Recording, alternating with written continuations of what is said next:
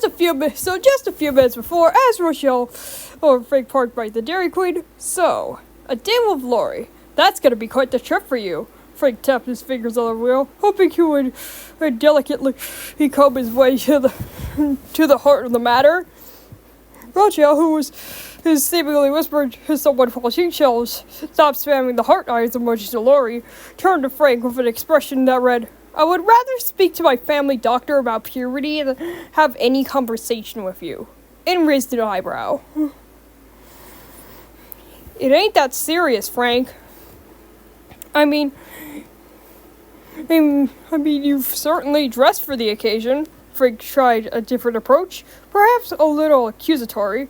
He didn't dare look back, lest a 12-year-old girl stare or manage to somehow ruin his self-esteem. This old thing? Oh, I just threw something on. Michelle lied, but she was far better at lying than Lori was, not to mention to a teacher, even when dating your mother was easier than lying to said mom with bad taste in men. This meant Frank, even with his senses struggling to tell if Rochelle was fibbing, or if she was generally this casual about the date. Oh, well, alright. I wouldn't know, not a fashion expert here. I teach civics, not style after all.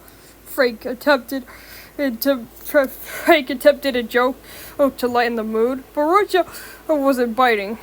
Look, Frank, can I call you Frank? Absolutely, Frank replied, hoping to keep things personal. They could get closer. Rochelle deliberately stepped backwards. Well, Mr. Brown, let me keep it real with you. I find the nature of your relationship with my mother to be frankly obscene. I stay up at night thinking of the little Frankensteins you two could create. Frank gulped. He hadn't even considered that. He was still working up the courage to go for a French kiss. You're a great teacher and an even better umpire. But tell me, honestly, would you tell your teacher and or umpire about any potential relationship drama of any kind? Rochelle pointed at him accusingly as Frank flashed back to a time of his youth. I'd rather die first. Exactly. And you know what that means? Child murder. That's gonna be one of my... That's gotta be up there with the lifetime sentences. In other words, let me hand this momentary distraction from my main output, and soon I'll be back to winning games and making bad sex. Capiche? Rochelle stared at him in the eye, unflinching, a little crazy perhaps. Capiche? Frank saluted, then dropped salute, then saluted again, just in case. Satisfied by that, Rochelle stepped out of the car and made her way to the restaurant, determined to get this all over with. Frank simply sighed, sad. He's staring back at the rearview mirror where Francis suddenly appeared, filing his nails. Oh, Frankie, don't be too harsh on yourself. She'll come to your fatherly presence soon enough. You have a lot more faith than I do, buddy, Frank whispered, gently kneeling his head on the wheel, feeling his armor weigh more and more heavily. Dairy Queen. Rochelle entered. She saw Lori covered by the apron, only her eyes visible. It was a classic Lori sight, and something that worked out a charm for Rochelle, like watching your favorite movie for 100th time and still laughing at your favorite joke from it. She couldn't suppress a tiny chuckle, but it wasn't a mocking one. It was affectionate, and Lori could tell. She had heard that noise before. And that laugh seemed so freeing for a girl so tense and often locked in. Made Lori's eyes shine and glimmer, pupils expanding like a cat staring at a Christmas decoration. Rochelle noticed it. She forgot for a moment that she wasn't supposed to be liking this idea. For a moment, Rochelle wondered how you could ever doubt a relationship with Lori. It'd be so awfully great experiment. But she couldn't, so she killed her laughter and adopted some sort of fake confident sass. How do I look? Frankly, she didn't look like herself. Lori had imagined Rochelle would wear something more casual, or even a suit, the thought of which sent chills across her back for some reason.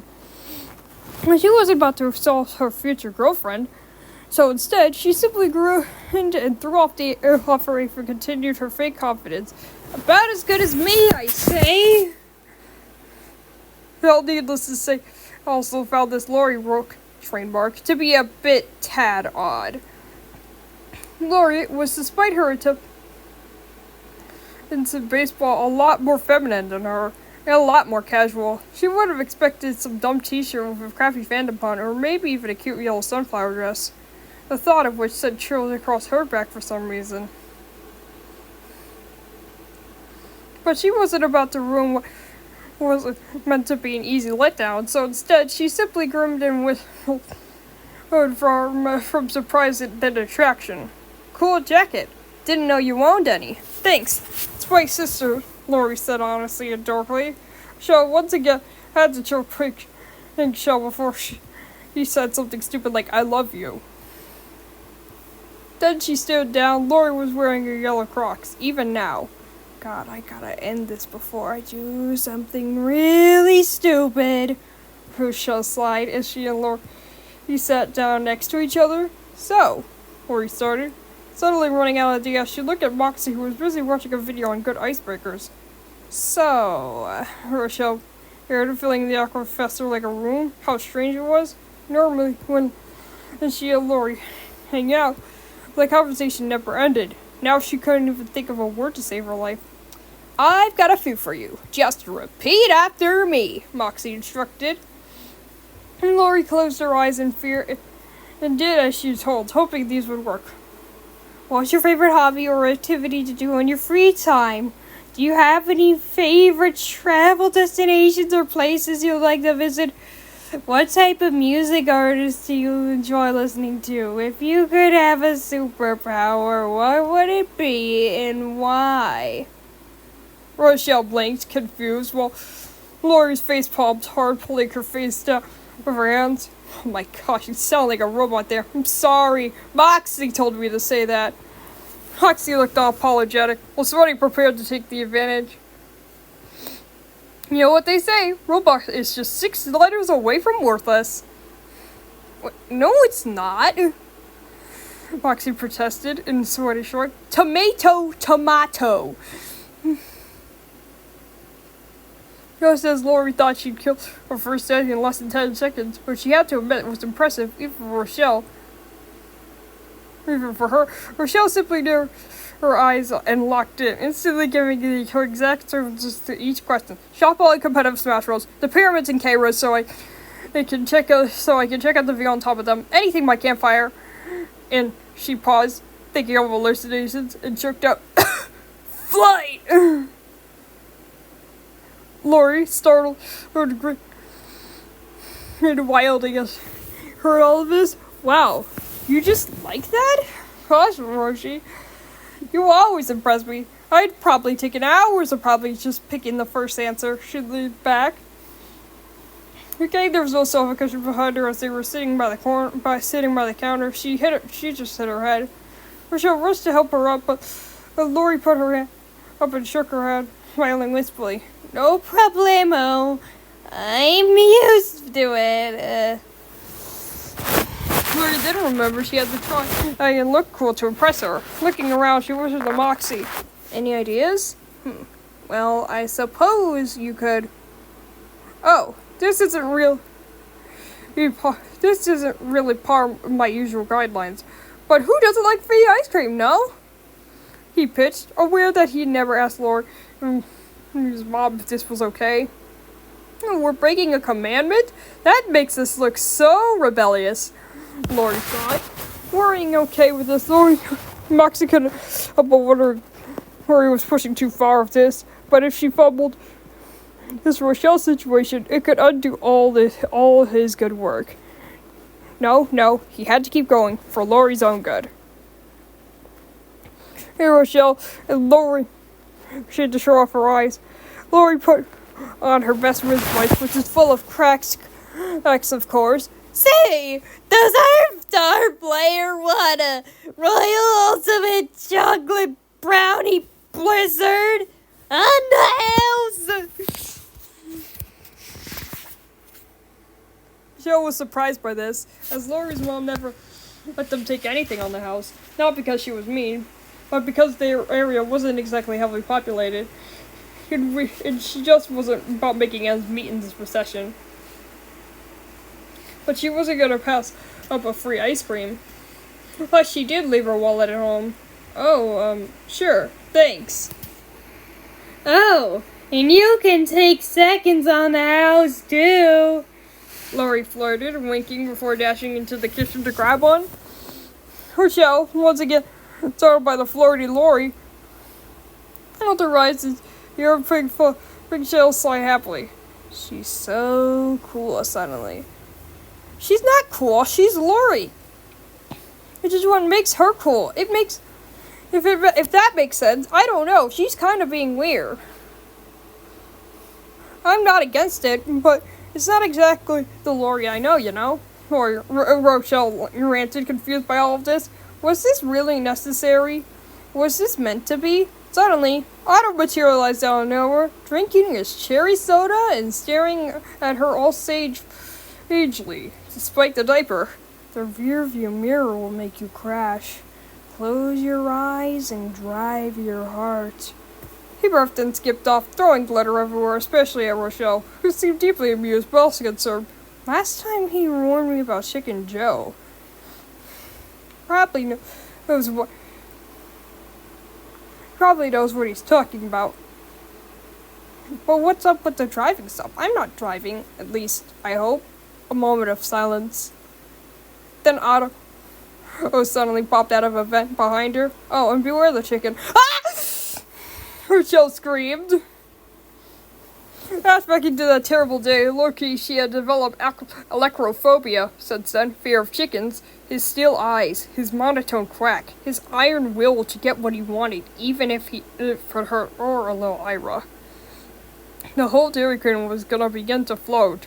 If it weren't for Laurie's perfect timing, she had taken a bit of a busy victories, dancing her excellent flirting as she strolled in with the Royal Ultimate Choco Brownie Blizzard and a banana split present for herself. He took a deep breath and nodded at Moxie. Okay, so we're going full drama club now. If I overdo this, tell me less, and if I'm not smoking enough, tell me more. You got it, superstar. He saluted, adding claims to Lori's order. She had to blind Rochelle to have a chance with her. Taking her way to the stairs, Lori decided to start small, enacting the feelings she felt at that moment.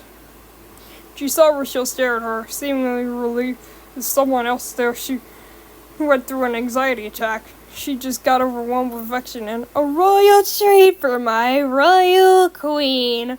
She practically exalted her bestie on one knee as she handed her the blizzard. Rochelle nearly choked on her spit. Pink Show couldn't make things work as she was busy experiencing a cardiac arrest. As were the rest of the directors. Less! Holy shitballs, Lori! Moxie cried, stupefied at Lori's decision-making. Sorry. Pretty anyone makes me panic. That's the bisexual curse! I need to play it down. Lori stood up and just handed the ice cream. That is, here you go, friend. Friend-zoning yourself? That's gotta be a first. Twenty jeered, and Moxie panicked. Maybe just a tad more, Lori. Who was definitely confused. Who friend-zones themselves? Not that I'm against it, but still.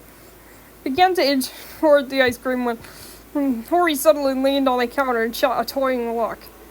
But first, I just want to say what it means a lot to me that we're doing this. Just be careful not to melt that hot ice cream with that hot AF body of yours. She winked, making Rochelle blush. Miss Lori was almost as confusing as her feelings for her. I think that was a little bit too much. Maybe take it down a lot? Keep it simple? Moxie offered. Lori, who was getting worried about how badly she was doing it, suddenly moved away before Rochelle could grab her ice cream, which was ticking her off a little. And of course, let's not get too ahead of ourselves. Just a first aid. I haven't been thinking about it all day. Totally. Haven't been kind of thinking since you were kind of longer than yesterday. He trailed off, surprising Rochelle. Though truthfully, she had said something not so long ago. You're complicating it. Keep it simple. Moxie ordered again, and Lori, really losing it, suddenly ordered out, Hoochie Moochie!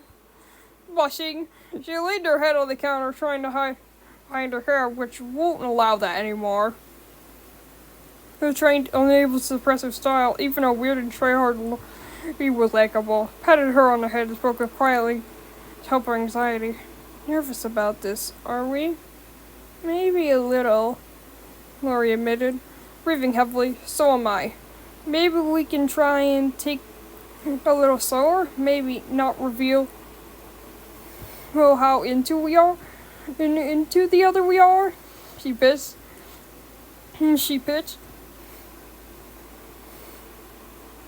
And Lori nodded slowly pressing her head up, and then even more blushy, she admitted, but it is true. I always did think you were really pretty smart and cool and incredible. I just thought it was in a best friend way and not a kissy-cushy mwah way. He diagrammed, making her two hands make out aggressively, so looking away sheepishly. She had the perfect answer to her problem here. This was distraction at best. She didn't have time for romance. She had goals to accomplish, softball games to win, tests to ace, cashes to be collected. Where on her busy AF of schedule could she ever fit in? And by the way, maybe I kind of like the way Lori's freckles dance when her cheeks get red. She just couldn't. The board wouldn't review. Her mother totally would approve. And it didn't matter what she wanted right now. There were far more pressing needs. But how does one let their best friend down so easy? How can they go back to the way they were if that one awkward date might stand out as a gross splinter forever? What could she possibly do? Well, maybe if you let us take control, Jill offered, tapping her clipboard because for to her boss. And good business speak, get our way out of this. Maybe we could even show Lori this is too soon, or whatever. By going through some of the motions. Red shell, blue shell, green shell, brown shell, and orange shell all nodded enthusiastically.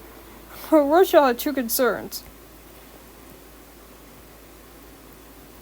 One, couldn't that hurt Lori? I wouldn't want that to happen. What? No, it would be a pretty gentle and stuff. We'll just use logic. Everyone wants to be the smartest kid on the team anyway, Jill reminded and had to agree. She was. But two, what about Pincho? Oh, we dealt with her. Jill swearing her fist to her jaw. Jill nearly became as green shell. Did you kill her? What? No, we just sent her to get lunch for everyone. There's a traffic jam, so it'll take a while. What do you take us for? Monsters? Rochelle replied, confused by the accusation. Well, Pincho was on the road, driving a heart-shaped cloud and honking her horn at other drivers. Come on! I'm so getting fired! Derek waited to see the decision was final. Rochelle would let the others try to take over a lot more. He down easy, and she could go back to grinding for those new mitts. Hopefully, she could tell that to herself when she went to sleep, and not lay awake all night with regret. Turning it to the tall CEO, Rochelle took a few cursory nips of her ice cream before waving it around and pointing out Lori entering negotiation room. So, Lauren, may I call you Lauren? Lori, who was too busy admiring, gay viewing, the tall Rochelle before her nodded like a dummy. After a reminder from Moxie, she lowered her shades again and retorted, You can call me for dinner, too. We don't have time to acknowledge that try-hard nature is really normal. Time is money, and mitts are time. Money is money. We don't have time to acknowledge that try-hard Our nature is really admirable. Time is money, and myths are time. Money is money, and I am the walrus. Get going. Rachel ordered. Collective Rochelle being just kept going. Yes, well, I think we should try and dissect this potential merger we've been talking about. Lori blinked as Moxie being sweaty. Rochelle sighed. I think we should talk about that moment we had back on the baseball field. Okay, why didn't you just say that? Lori, Moxie is what y'all asked, confused. They managed to massage her temples, surrounded by inferior intelligence? Huh? The point is that we should really talk about that. I mean, statistically, it's just unlikely. Did you know the average middle school relationship lasts 3 months? Orange Shell said. It meant a lot if she was a happy one. Not how Lori could tell, since all she could see was girl pretty.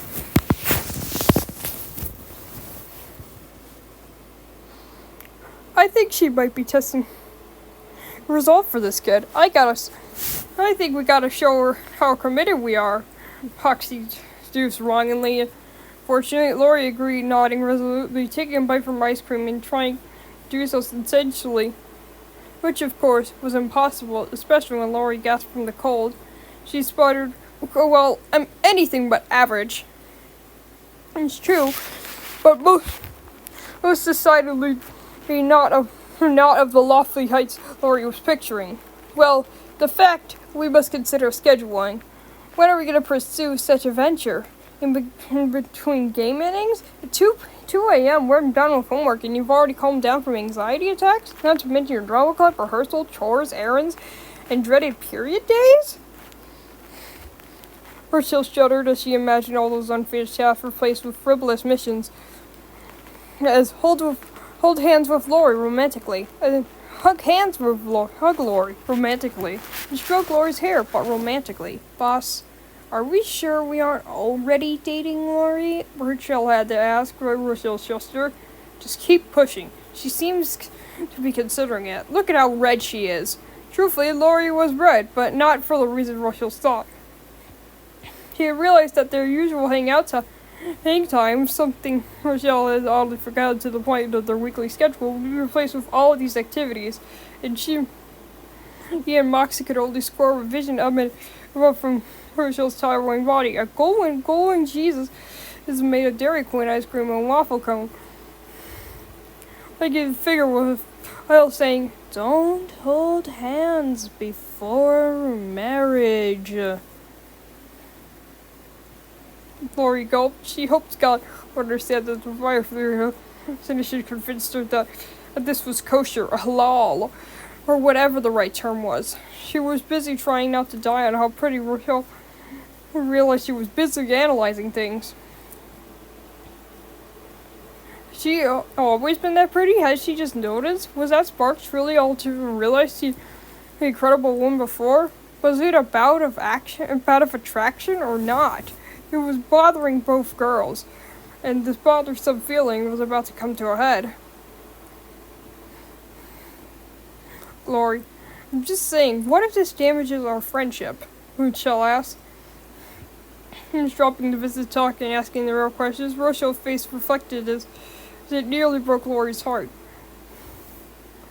She just had to do something, realizing the day, like her ice cream was beginning to slip out of her hands. Lori excused herself. I'm just gonna pee, because my bladder is full. With your beauty, she tried, then blushed heavily and trudged to the bathroom. Oh, I didn't suggest that one, Huxley muttered as Lori washed her face, the flames making her now all sweat and blush. Sweaty, fanning them, grinned at Moxie. Yeah, that was all me. Thanks for noticing. You impotent serpent!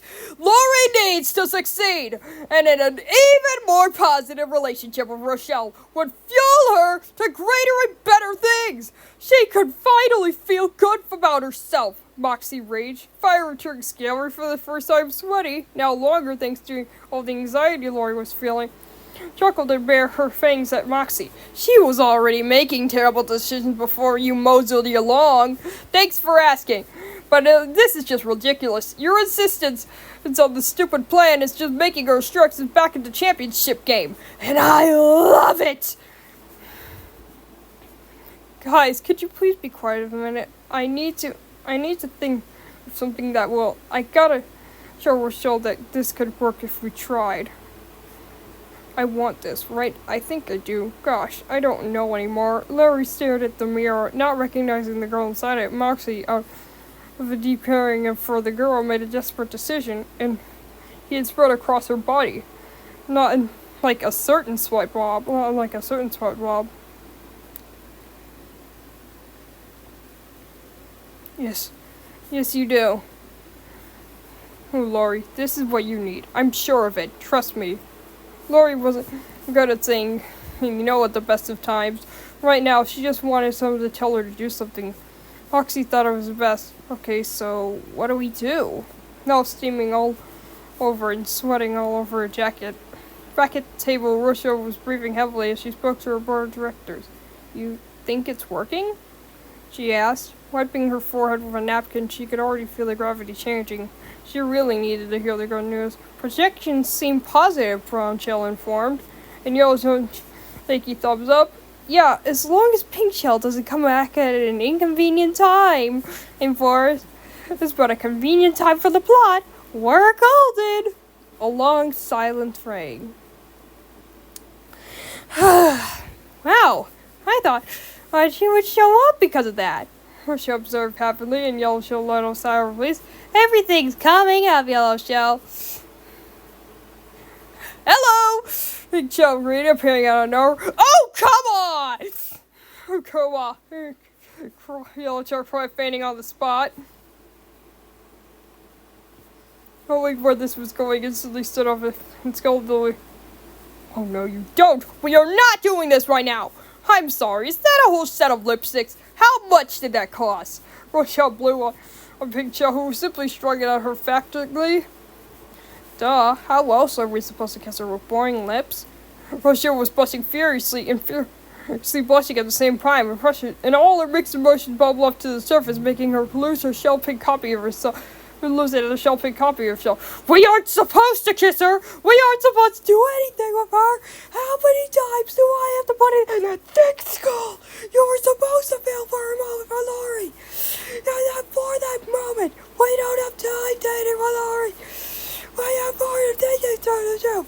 How am I going to make myself if I'm too busy dating Laurie? Pink Shell began, looking concerned, but Rochelle was looking, what, nothing. Get with the program and help me. He let Laurie down easy so we can move on from this waste of time. Suddenly, they heard a crash. Laurie, who had decided to charm Rochelle with a plate of decorated chocolate syrup and heart with her name on it, suddenly lost her connection to Moxie, who lost all his flame and fell off of her, toppled by sweaty, engulfed by the blob. Laurie felt another wet substance run down her tears. I didn't realize I was making your life so hard. She blubbered, lips trembling. It was like seeing a puppy that got kicked. Rochelle's heartbroken and realized that Laurie had heard. Wait, no, Laurie, it's just that, she began. But even she could talk her way out, Laurie really. How dumb this was, a smile through the painful sobs he dropped her back. No, you're right.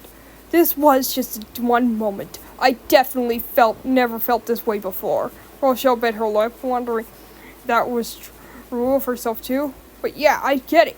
You have so much sky to cross. I wouldn't want to. I wouldn't upset your gravity, she choked out. Then, feeling so guilty and selfish, she ran out of the store, not knowing or caring where. As he kept her away from ruining her bestie's life, Rochelle, standing there gobsmacked, didn't know what to do, except remember how not long ago she had ruined her mother the same way, by putting her love of softball above her love of people in her life. But mothers didn't really live. Best friends? That was another story. And as Rochelle stood there, wondering if she lost Laurie forever, something far worse was